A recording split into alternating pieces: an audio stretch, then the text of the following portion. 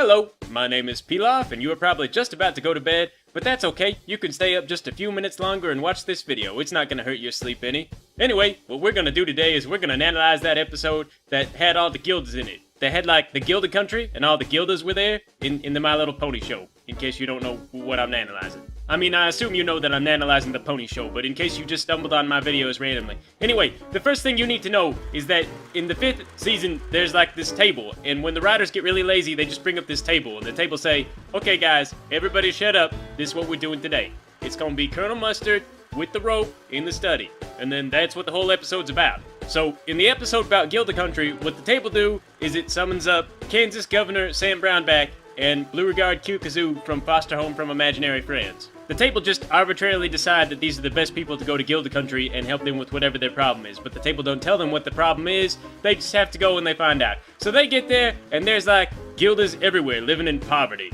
There's like little baby Gildas, and they'd be like, Mama, I'm hungry, and Mama Gilda be like, quiet, I'm hungry too. So Sam Braunbäck and Beauregard Q. Kazoo, they go hunt down the Gilda from the first season that showed up in the first season of the My Little Pony show. So that Gilda, she's like, go away, Sam Braunbäck and Beauregard Q. Kazoo, and they're like, no. And so she's like, okay, so we're in poverty because we lost this magical thing that made us like super wealthy. It fell down a cliff, and that's pretty much, that's it. So Sam Braunbäck, he's like, nah, that can't be why you guys are in poverty. And the Gilda, she's like, yeah, it is. And he's like, no, it's probably an attitude problem. You guys are in trouble because your attitude not so good. So then Beauregard Q. Kazoo, being the little bastard that he is, he goes to the cliff that this thing fell down, and he just throws himself off the cliff.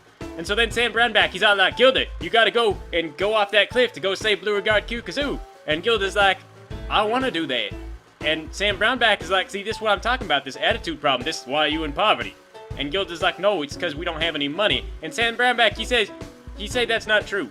You gotta go down that cliff. So Gilda don't want to be a murderer. She say, okay. So she goes and she gets this rope, and she ties this rope around a rock. Then she ties the rope around her waist. I guess because if the rope doesn't save her, it will at least break her spine in two, so she doesn't have to think about falling for very long. She's just gonna die right there on the spot. So Gilda starts climbing down. You know, she's real nervous, real careful. And Sam Braunbäck, he's looking at this rope, and he thinks to himself, I'm going to untie this rope. So he does that, and then he ties the rope around himself, and then he jumps off the cliff.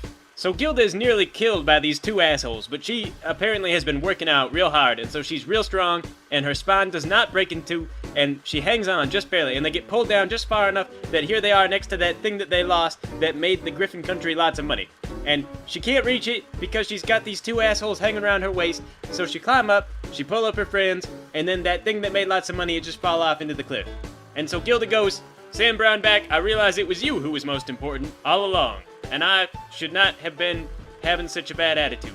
After that, somehow, miraculously, they climb back up the cliff, even though Sam Braunbäck's not that good of a climber, and neither is Beauregard Q. Kazoo. But I don't know, they just sort of glossed that part over. I guess they figure, you know, like, your kid, she probably not gonna notice. I mean, it happens during the cutaway, so anyway, they back up there in the town, and Sam Braunbäck says, let me tell you Gilda's what, I'm gonna teach you how to make cakes, so that way, y'all can eat cake.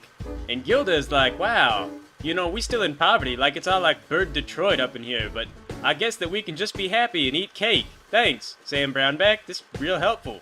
Great life lesson right here. I should take this home. And then the table that sent Beauregard Q. Kazoo and Sam Braunbäck out to help these Griffins, it just figured like, man, everything is so screwed up now, it's not even worth it anymore. So it just calls them both back, says, okay guys, go home. You're done, pack it up.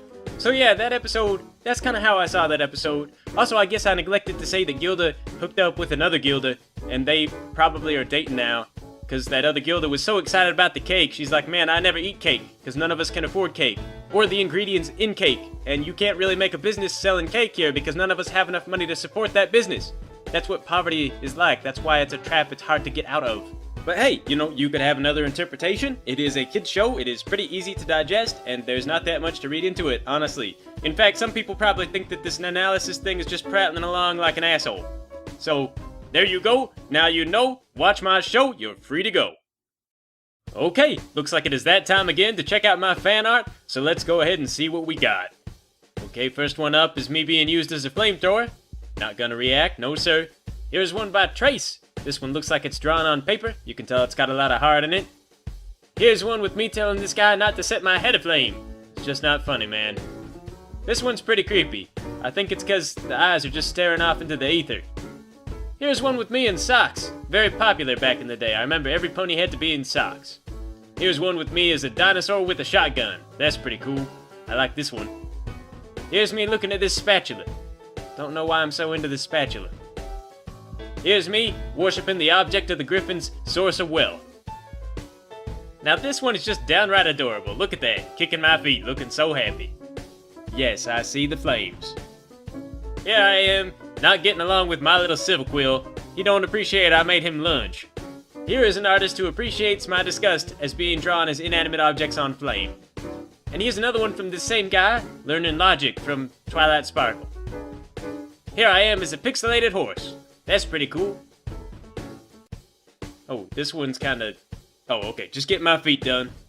Okay, now, this says Heimlich maneuver over it, but I'm skeptical that that's what that is. Okay, now this definitely isn't what this thing says on that little box. That is not a safe for work image, I don't think.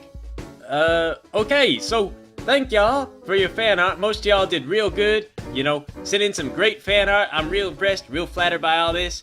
Those of you that maybe sent in things that might be like Heimlich maneuver, don't send me videos of me doing the Heimlich maneuver with my little Silverquill anymore.